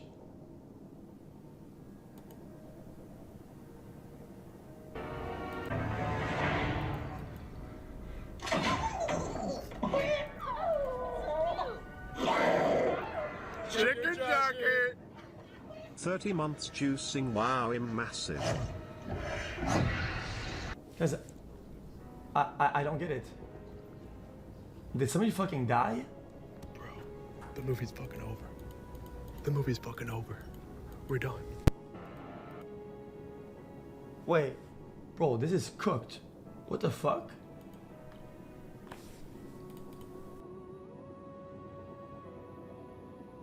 Civilian while blasting Lil Wayne on his radio. Victory consistently. Train all here to be the enemy's misery. Quickly abandons their tasks to prioritize the deadly high-speed pursuit.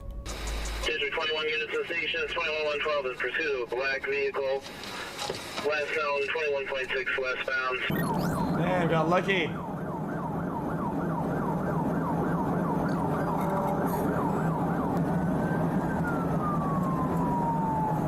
Man, this road is wavy. It is later discovered that the fleeing vehicle almost struck this unmarked cruiser, which is operated by a federal agent. Once they see state police are in pursuit, they move over to let them take lead. FBI?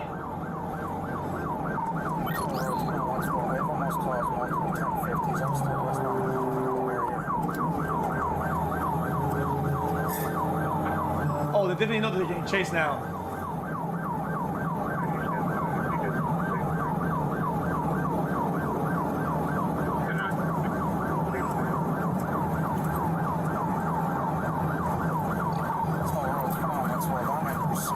Not a toll? We're in and out of traffic. Eh.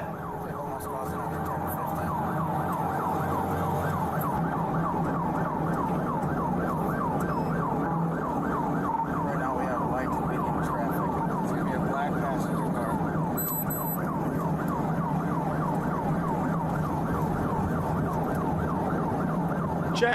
Chat, technically. Okay, chat, this might sound brain dead. Chat, would it hold in court to say that it's like massive criminal speeding if you go like 130 in a 5? Because it becomes 5 for like 1 second, but still. You go 130, is that like 26 times above the limit?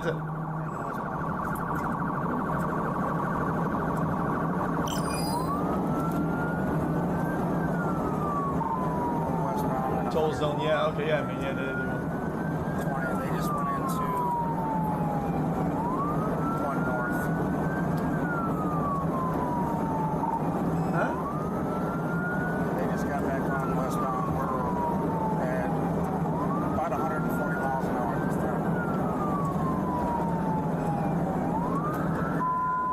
time. Chat, I think the guy knew that there was nothing in there, so the guy was just like if he goes ahead of him, it's better. And if not, nothing happens in that low parking, so who cares? 2112 just exited, heading towards 8094.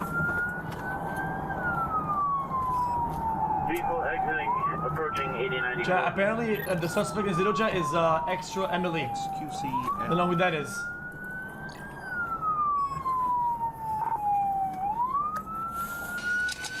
Toll Road 1028.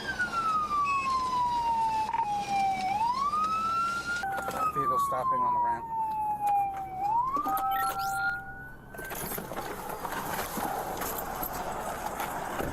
Interesting.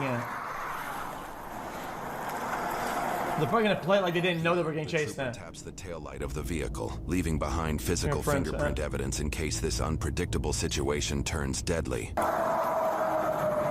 We see your hands. Where's your license and registration? All right, I want both of you to get out of the car slowly. Keep your hands up. Cioè, is that not a felony stop yet? Both of you exit the vehicle slowly and step to the back.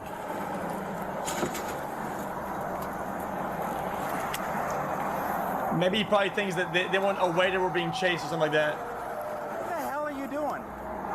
Sit down. Both of you sit down. Sit down.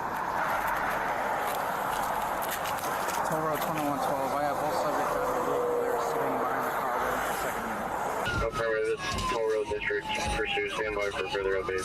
You got your license on you? In the car. What are you doing? Oh, man. Did you hit that Jeep? As several officers rush to assist, one stops to clear large debris from the highway. Keep in mind that the fleeing vehicle reached 140 miles per hour before crashing into a clearly visible concrete wall. They are lucky to avoid unexpected hazards like this, which could have been potentially deadly. That's how you drive, by the way. You stay there. You stand up. You're gonna stand up, put your hands on the vehicle, all right? Here, stand up over there. All right, put your hands behind your back. You don't have anything on you? All right. Turn around. Put your hands behind your back. Those aren't too tight, are they? Worry about? Here, I didn't double lock. These two What'd you run for? Okay, so you thought the best thing to do would be to run? I freaked out. Do you have any Oh, man, GG. You know what? There's a chance, slim, they could have gotten away with it. All right. It's just a precaution right now. But he wasn't murderized yet, so who knows? Large amounts of cash, drugs, guns, anything like that. What's going on? Were you the driver or the passenger? I was the passenger. Okay, how do you know this guy? Really good friend, lifelong friend. Okay, you guys both phone line? Yeah. What are you guys doing on this way? Well, I'm just saying, Chad, let's say you're going 200, okay? You're going 200. Yeah, you'll get hit, but for the speed, the credit of the speed, right? But if you go past the police, I mean, dude, you could probably say, yo, listen, brother, I mean, I didn't hear the sirens or saw you. I was going 200. Like, I went way past. I didn't even see, like, One of you guys watch him for a second? Yeah. how is that not an argument that you didn't know you were getting chased or you didn't know you were fleeing? Did you hit the wall? Up here on the ramp? That's the fastest I've had anybody in a minute. What's the story? Did you Mirandize him at all?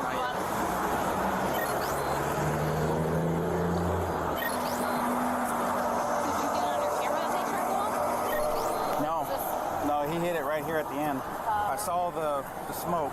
Do you want rat him out for a dog at all? We can do a search subject to arrest. All right. I'm not sure the car may still be on. We're just gonna make sure you're valid. You, I want to listen to me. Okay?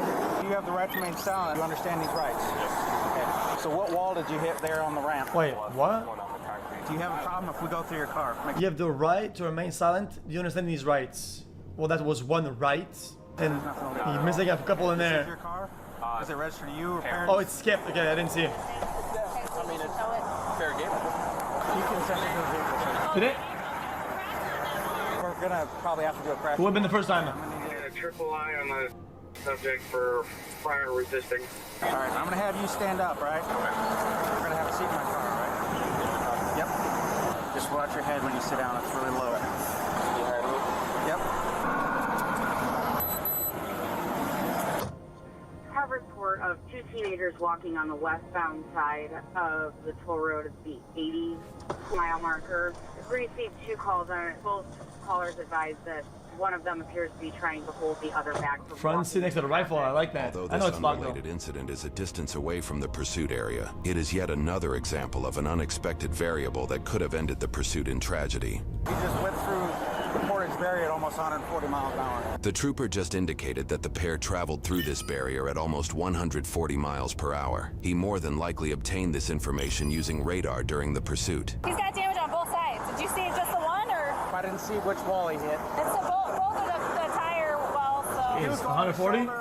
That's quick. Just passing everyone. I couldn't catch him. I was up 150 and I was barely gaining on him. All right, so you came back valid and you're not wanted or anything, okay? So as soon as we get done with the car, we're going to take the cuffs off. Yeah, he almost hit a federal agent in unmarked. Oh, for real? Wait, the cuffs off? Oh, he's passenger. But he's out, he's handled really well. First ever pursuit was an Audi A3 that came just to me. Oh, what happened from your perspective? I mean, I was going way too fast and I just saw I passed him. I guess I just freaked out. We'll probably have you stand up. We're just going to walk back so we're out of the way of the dog. Looks like maybe you struck the wall. Yeah. Chat, when he passed at like 105, is that criminal speeding? It's not, no? It's like, it's a big ticket, but that's about it. Alright, man. At 105? He was going too fast, he passed him, and then he freaked out. Oh, because I thought Illinois doesn't chase me. So the ones with the dogs on the tent? Let me see. Yeah, it helps keep it cooler in there. What state is that? It gets really hot out. Sometimes the fans, like that metal thing, it's a big fan in the window. Try to help keep them cool. I'll just have you lean up against it in my car. Chat GPT.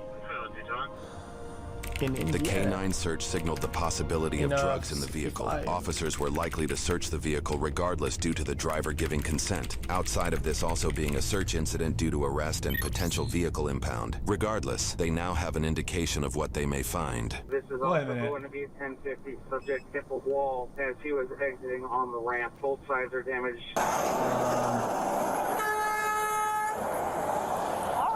You guys are going to question him more after I get these off and then... So, I mean... I'm just wondering about... I believe... It says in Indiana, it's kind of uncertain. Resisting is a felony in the state of Indiana if you don't immediately stop. That's resisting arrest? Or not Resisting with a vehicle, right? Thing Rogue just wanted to muff it. It fall under like reckless, it says. Trained to alert to sausages, Drew. He is food as a distractor. Oh, you would have? Oh, okay. Just face that way, man. It doesn't concern you right now, okay? He said he panicked because he passed me at 105. Take your ticket. What happened? He had me best bet. He went through the Portage Barrier at 140. And you couldn't catch this thing? I'll just shut up. They read you your Miranda warnings, right? Yes. You understand those, right? Yes. All right. Is there anything in the vehicle we're going to find? No. No? Personally, for me, no. I'm not sure about his stuff, but for me, no. There's nothing in the vehicle. Nothing yours in there, right? Yes. I don't know. Turmeric? On this toiletry bag. Maybe there? No, it's creatine. So it says. Brad, any ideas? Crack, really? Kratom. Like what? Kratom. It's in most states it's like a legal supplement that's not really Performance for the weightlifting. Yeah. I'll say if you want to take it back. I don't think so, no. What? Kind of tongue lead powder. Tongue lead powder? Tongue lead powder for working out. It's supposed to be a testosterone. I'll say that's Some probably tweaker what he was shit then. describing. The Tongli powder officers are referring to as likely Tongkat Ali, an herbal supplement derived from a Southeast Asian plant, often used for boosting testosterone, enhancing energy, and improving libido. Wait, hold on. Oh my god. You gotta love your job. Huh? I just gotta support my dog, you know? Oh, you're the dog? No. My personal dog. I gotta make money to support my personal dog. What? No, that's what you said. You're gonna support your dog. My dog. Chad, is that a gym thing or more of like a bricked up thing? You look under the seat, see nothing in the car. He didn't even have disabling damage and stuff. I doubt Brad and Chad are f***ing pulling loads right now, but his name's Chad from now on. Chad are f***ing pulling loads right now, but I doubt Brad and Chad are f***ing pulling loads right now, but his name's Chad from now on. No. Chads are Chads. There's damage to both the passenger and driver side, so, but it's okay. I think they're both His on. mom's car, really, dude? Driver's going to be transported to Porter County. He is 10-4. No Jesus, guy. employment. What's his name? Bradley. Wait, you don't even see what they say afterwards? I said Brad and Chad. What even happens? Resisting with the vehicles. Had somebody, he ended up losing control and he flipped it several times. So So I'm guessing you're taking me in. Yep. And honestly, dude, the only thing you would have gotten was a speeding ticket. See? I told you. Now, at least it's all right, Jack. Come on now. He thought he was going to be home for dinner. Well, not anymore. Hey, just go ahead and get the food whenever. I got into a pursuit, so I have to take someone to jail. And it's gonna be a while. I'll come home whenever I said that. What do? I'm sorry, am I allowed to ask questions? Yeah. So, like, will I have to stay overnight, or...? Mr. Camp, 4 years. Thanks for the laughs, XQCLXQCL. I would probably be prepared. You might have to stay and go in front of a judge in the morning. Because resisting with a vehicle is a felony. Does that mean, like, possible jail time? Potentially. More than likely you'll have to go to court. I'm going to college. Well, I was going to college in a week. I don't see them necessarily, like, having to hold you Nah. for a long period Bro, of time. at his age with no priors and shit, going to college with a future, they'll get in like 4-year probation, down to a misdemeanor, and some other shit's gonna be like erased or whatever. There's no way you're gonna get a felony for this shit. It's 0% chance. On the interstate and stuff like that, it's something we see quite a bit, so... Well, okay. According to news sources, this suspect was initially charged with 1 felony count of resisting law enforcement. This charge comes with the possibility of 6 months to 2.5 years in prison and fines of up to $10,000. Our sources indicate that this charge was amended to a reckless driving charge, specifically for driving at unreasonable speeds, so to endanger safety. The amendment was likely part of a plea deal. The sentencing for his case is not publicly available due to court websites' failure to return information regarding his case. This indicates he has completed a sentence and had his public criminal record removed. The lack of additional criminal records also suggests he's continued to remain a lawful citizen. Wait, he got the full wipe. Hold on. If he doesn't do any crime, it's actually full wipe, full clean. Dude, that's actually kind of crazy. That is insane.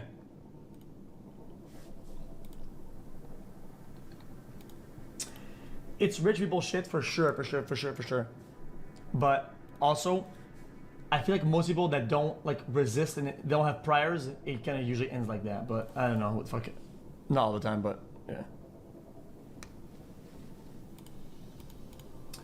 Anyway. A front video, it's not like looks kind of whatever, no?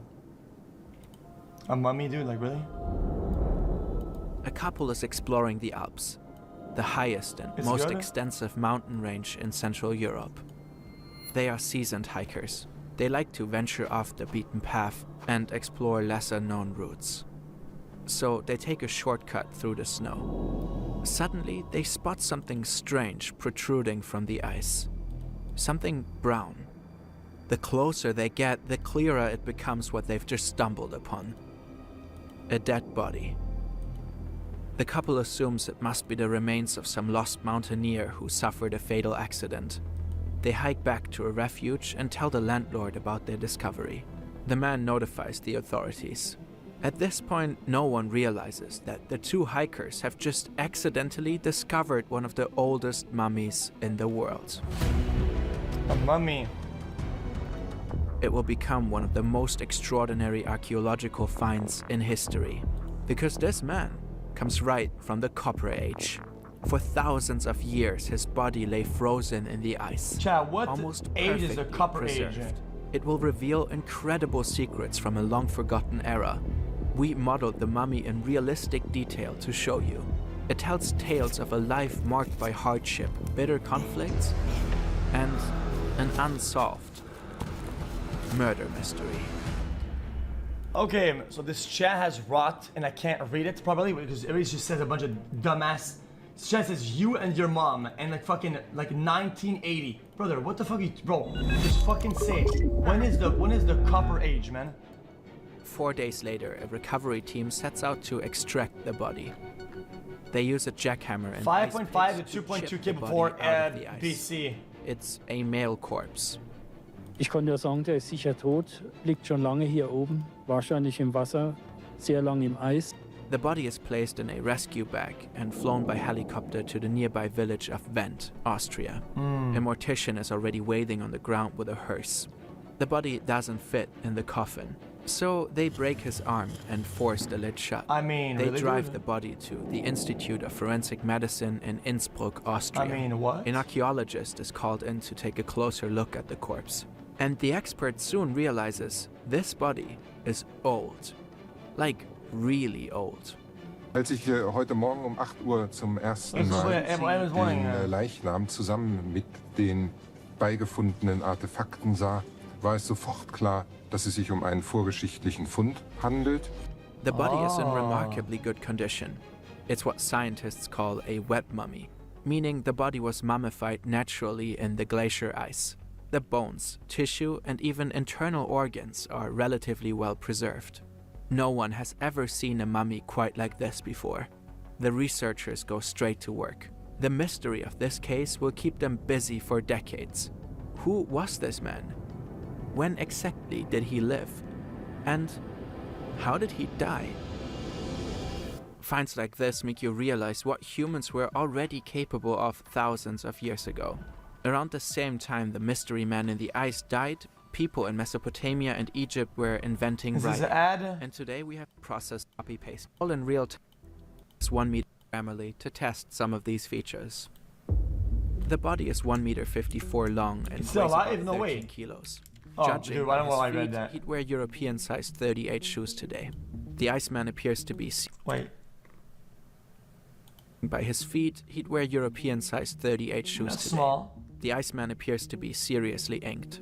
There are a total of 61 tattoos scattered across his body. All of them are simple lines and crosses. They are located here, here, here, and down here. What? His teeth are worn down, his wisdom teeth 'Cause missing. the grills. His lungs are blackened with soot. His arteries are hardened, and he has 3 gallstones. He broke his nose at least once in his life and suffered multiple fractured ribs. The position of his legs suggests he may have been knock-kneed. DNA analysis will later reveal he had blood type O positive and was probably lactose intolerant. His cholesterol levels were high, and he had been infected with Lyme disease from a tick bite. Really, dude? Even his equipment is remarkably well preserved. Yeah, this is like the most unlucky man of the fucking Copper Ages. Yo, what the? This guy's got like all the debuffs. Small wooden containers, weapons, all sorts of tools, and some functional clothing. All signs point to one conclusion. This man lived in the Copper Age. That was the average man He back must then, have been okay? lying in the ice for more than 5,300 years. He's a short king by modern European standards, has brown eyes and medium-length brown hair. Or at least he used to. By now he's gone completely bald. He's wearing goat leather leggings and a long fur coat. His head is covered by a bearskin cap. His shoes are made of leather and bast fibers. He has stuffed them with grass.